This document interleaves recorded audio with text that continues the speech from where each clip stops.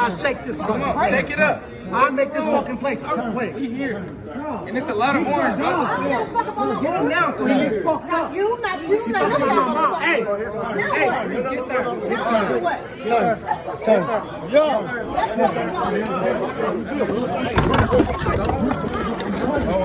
you know, I'm with whatever, nigga.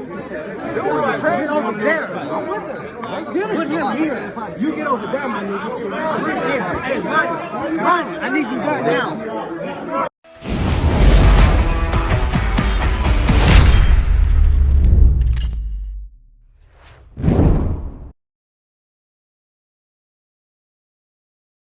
Helen Yee here in Cleveland, Ohio for the huge Jake Paul versus Tyron Woodley fight going down this Sunday, being joined by his coach, the one and only Mr. BJ Flores. Great to see you. Helen, thanks so much for having me on. Just excited to be here.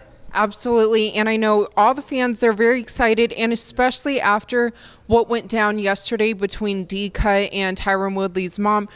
What was your initial reaction to that situation? I think it was more of a misunderstanding than anything. Obviously, we mean no disrespect to Mama Woodley or the family. I think it's just, people in the stands being a little riled up. The fight's 3 days away. We've been talking about it for 100 days, and just, anxiousness, nerves kind of got the better of it. But, obviously there was no, derogatory comments to Mama Woodley at all, especially not from Jake, from nobody. So I think it was a little misunderstanding. Now, did you have a talk with D-Cut afterwards? Yeah, we did, but we just the talk was simple. The talk wasn't, hey, don't be mean to people. He didn't really say anything. I think it was just kind of misunderstood. Again, people are yelling stuff in the crowd, and Tyron's mama, she's there, and she's speaking on, she's rooting for her son. So you can't be mad at that. It is what it is, and D-Cut's rooting for Jake, and it is what it is. And I don't think D-Cut meant to disrespect, Mama Woodley like that. If he did, I didn't even hear what was said that was derogatory. So I think, like I said, I think it was a misunderstanding. Jake handled it well. It was fine. Nothing really happened, and on to the next thing. Now, how have you seen him progress in this camp compared to his other ones? Just he's realizing this is the real thing for him, and the reality is that he's going to be doing boxing for a long time. So he's really settled in. The move to Puerto Rico, obviously that was a big one. He's really putting his life in order to make sure he can be the best he can. There's no distractions out there.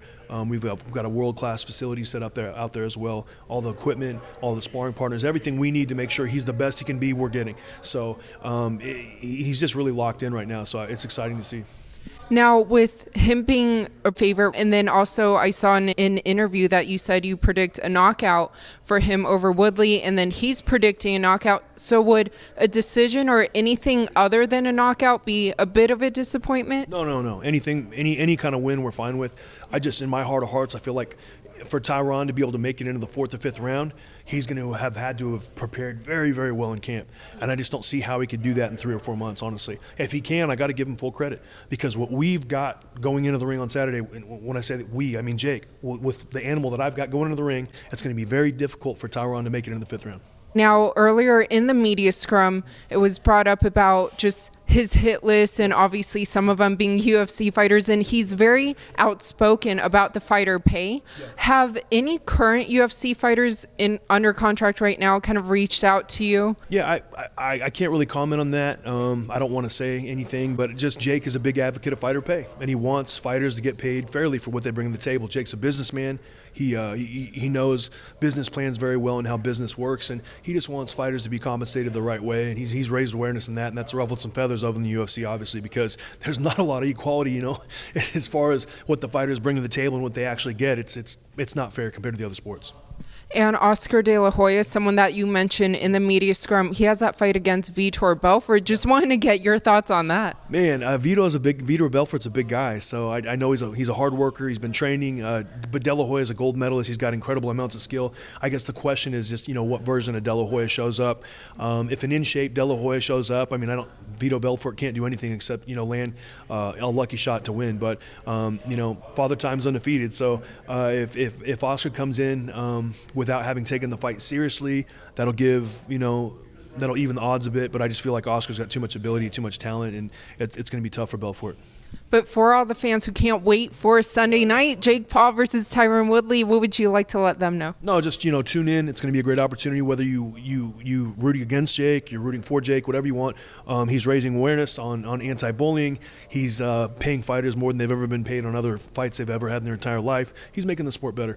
He's gonna bring a lot of eyes, a lot of new eyes to the sport, and just go into the fight with an open mind on Sunday and watch it. And then whatever you think when you walk away, that's fine.